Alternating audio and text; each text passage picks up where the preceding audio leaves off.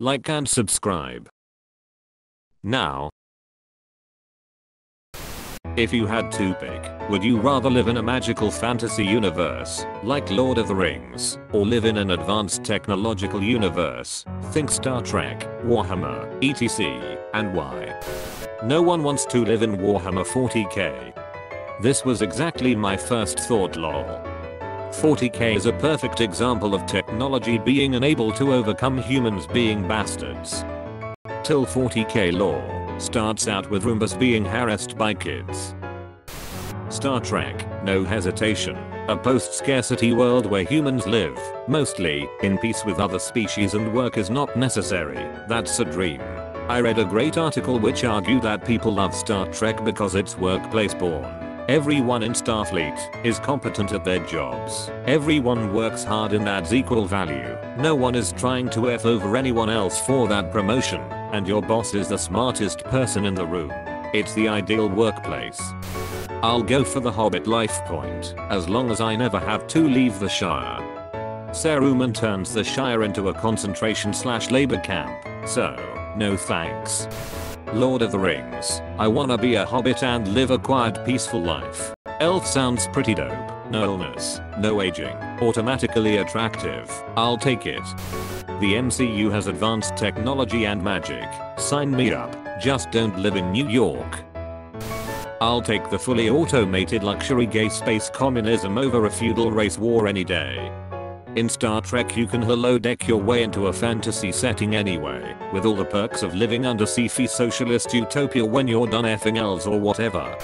Redditors who had a dying confession but then lived, what happened?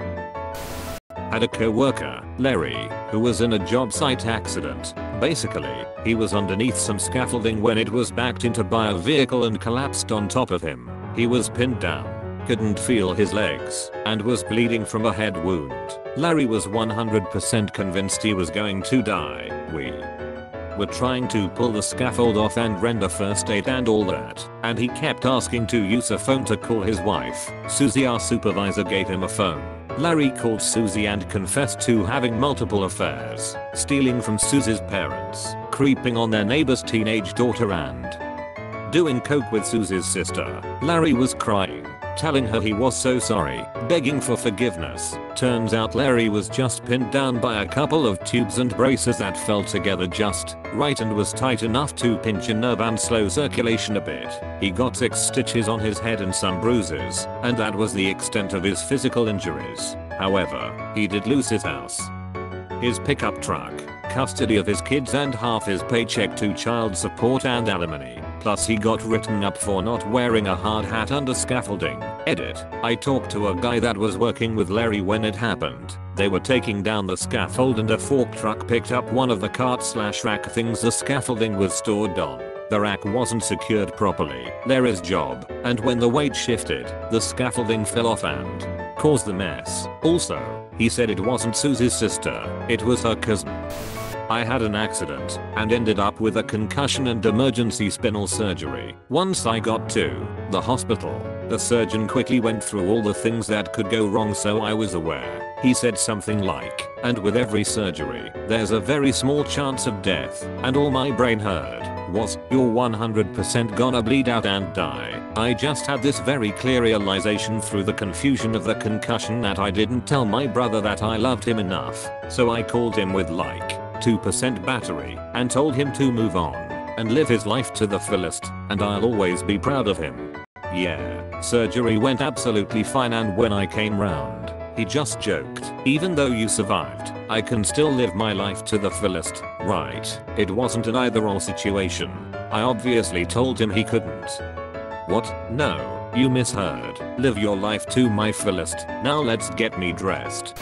Was positive a house was going to come down during the inland hurricane last year. Texted my roommate, who was at work at the time, so hey, I might die. Just wanted to say I love you. Too much to risk not saying it. If I don't croak, see you tonight. If I do, sorry for the levity. Well, F***king house was 95% unscathed, and she came home with a huge smile and said she wanted to give it a try. We aren't together anymore, but all in all, cold gone a lot worse. 7/10 would try again. 911 operators of Reddit. What are some of the funniest things someone has called in for? I had a guy call in on 911 because he was concerned about a seagull he thought was injured in a Chipotle restaurant parking lot. Apparently while on the phone, he tried to pick up or check on the bird, at which point the bird started squawking. Then he started freaking out and I started having trouble telling them apart. Then there I could hear what might have been wings flapping. A brief silence, and suddenly the guy started hyperventilating and screaming he needed an ambulance because he was having a heart attack and that the bird flew off. I wasn't sure if he was being serious, so I got him over to EMS as a precaution.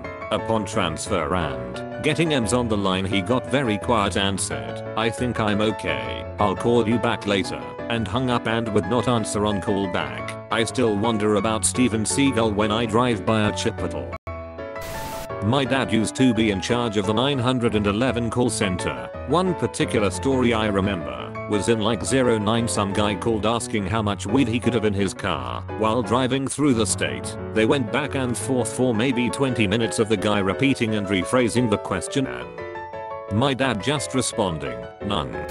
I briefly worked as a 911 operator. When someone called on the non-emergency line, we always answered the same way. "Blank police and fire, this is a recorded line. How can I help you?" We get a call on that line. I answer as usual and a very inebriated sounding woman asks the following.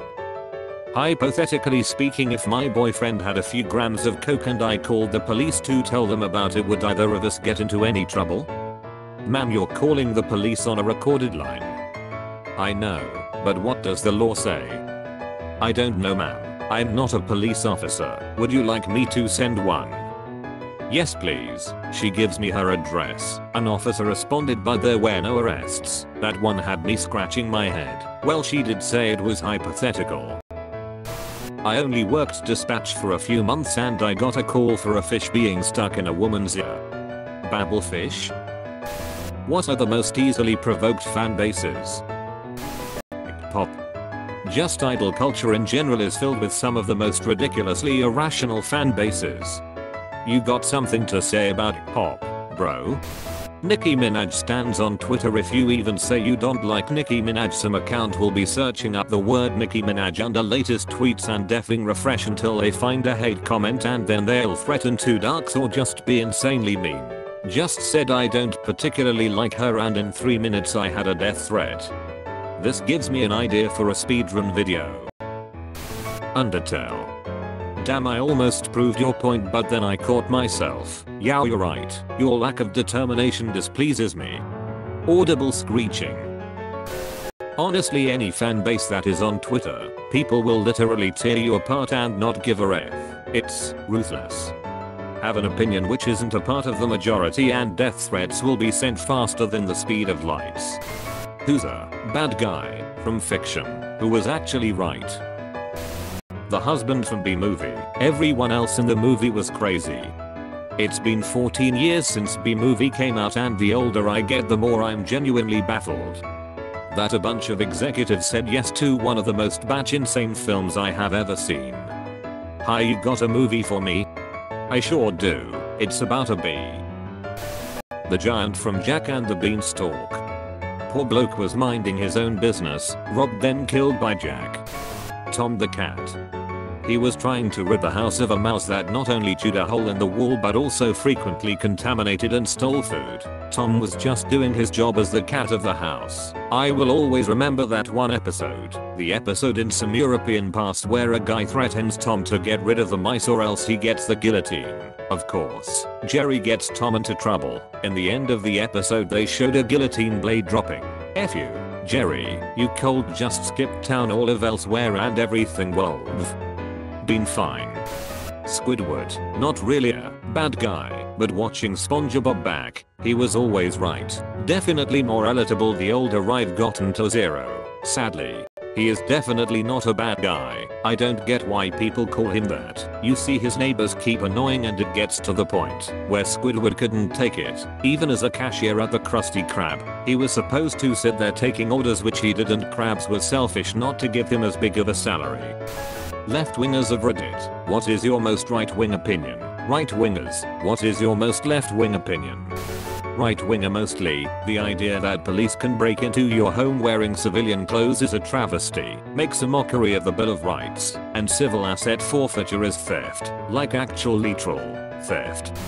Conservative by nature, but I believe in the right to collective bargaining. Organized labor is a double-edged sword, but people should be able to negotiate wages and conditions as a group. Right winger, the coal and mining industry should not be subsidized or saved, and investment in wind and solar isn't a bad idea. Left wing, and I personally believe that cancel culture shouldn't apply to things people did when they were younger. If you were a racist when you were 19 and have moved on and acknowledged that you used to be stupid, then you're fine, so long as you're not a prick anymore.